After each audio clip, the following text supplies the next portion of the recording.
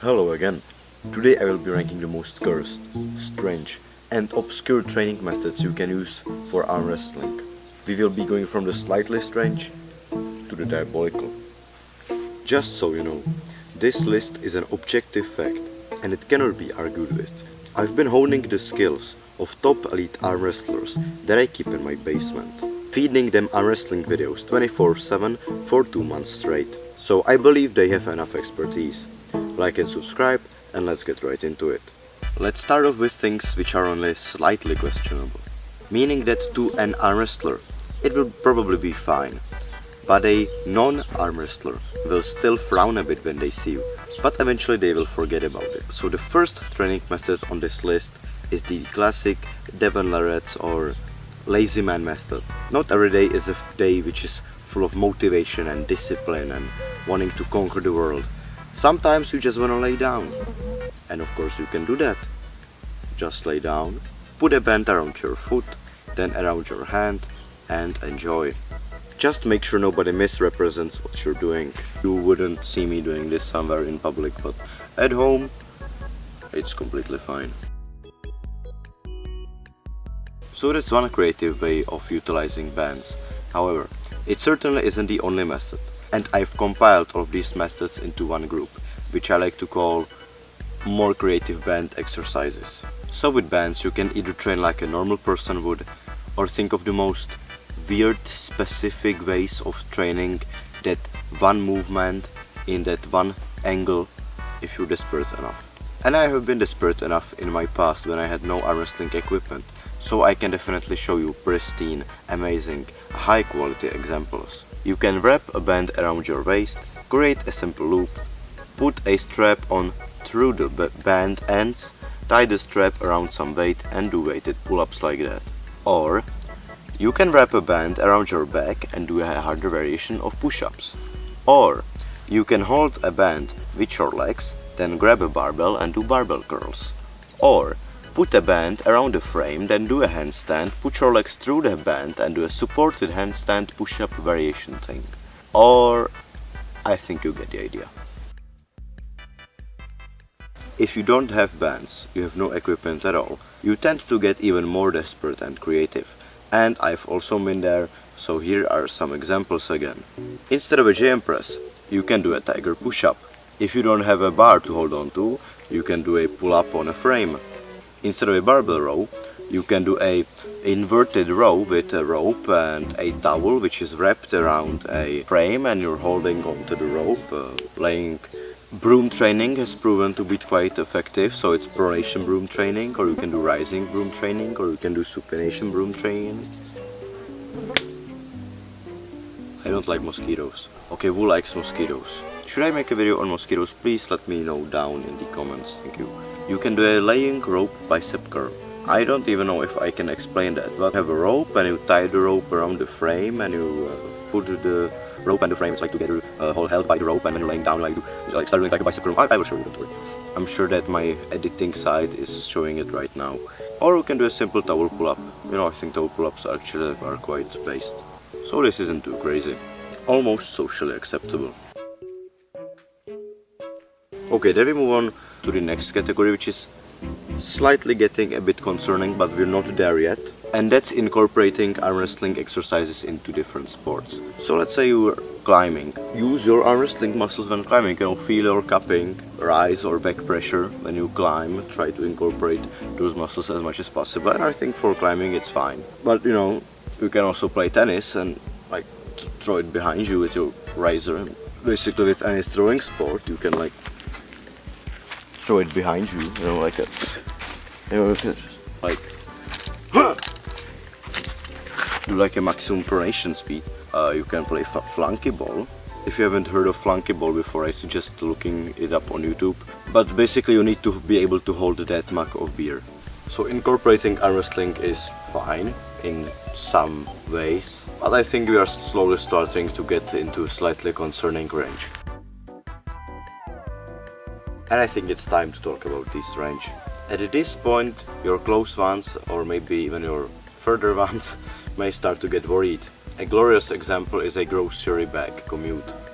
So it's when you're done shopping and instead of just simply loading all of your shopping bags into your car and going home.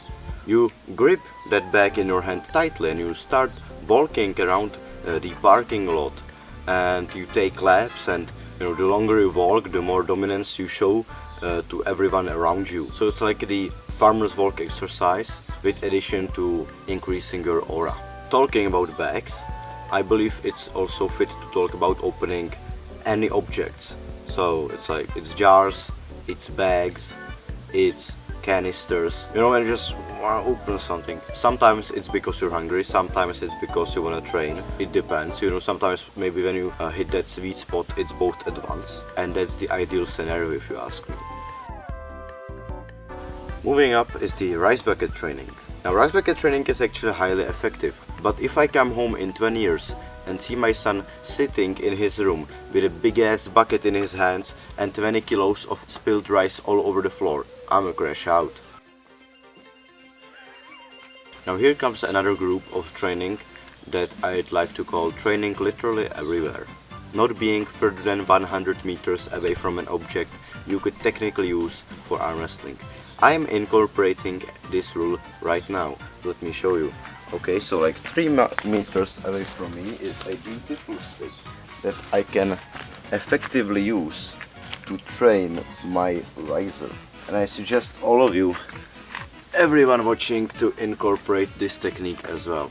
But the trick to this is to not let anyone know that you're doing this. Nobody knows that this stick is here for this reason. However, I do. But nobody else needs to know. If anyone found out, they would think I'm absolutely insane.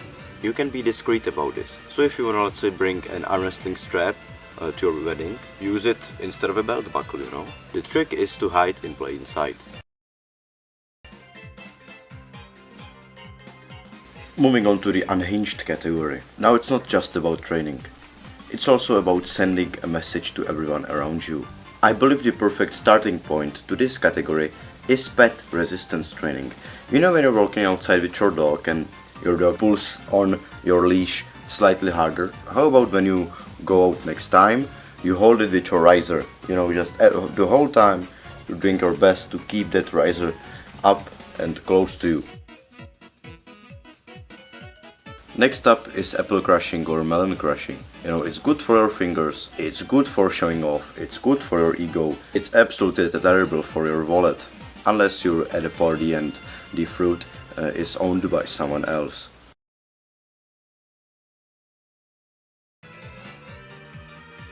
Then we've got towel wringing. I think this is actually quite an effective method. You just put the towel in the water and then you try to wring it out, really testing your grip. Is it unhinged? Absolutely yes. Will everyone get scared of you if they see you doing this over and over again? Absolutely yes. Is it amazing? Absolutely yes. Should anyone know that you're training like that? Absolutely no.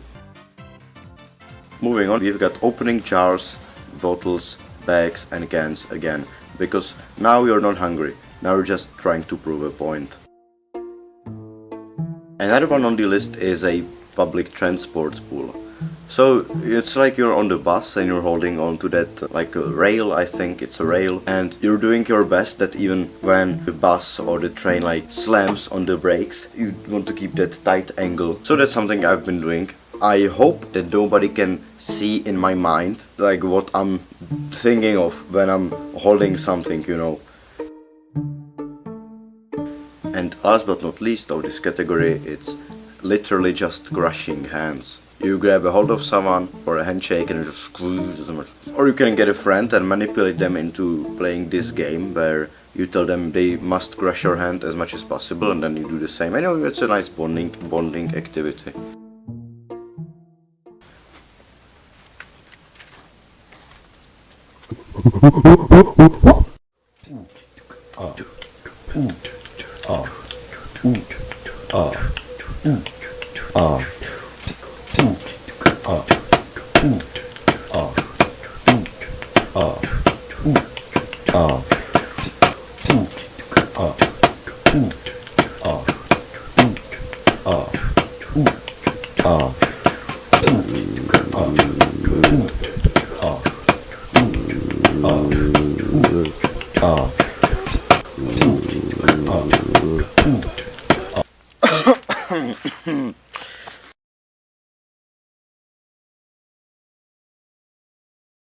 So that should do it. So that should do it. Hey, what? Let me finish the video. What? Wait. There is one more.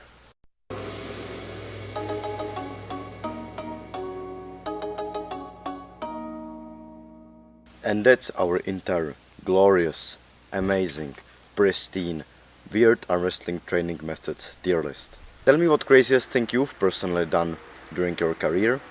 That's everything from me for today. Thanks a lot for watching.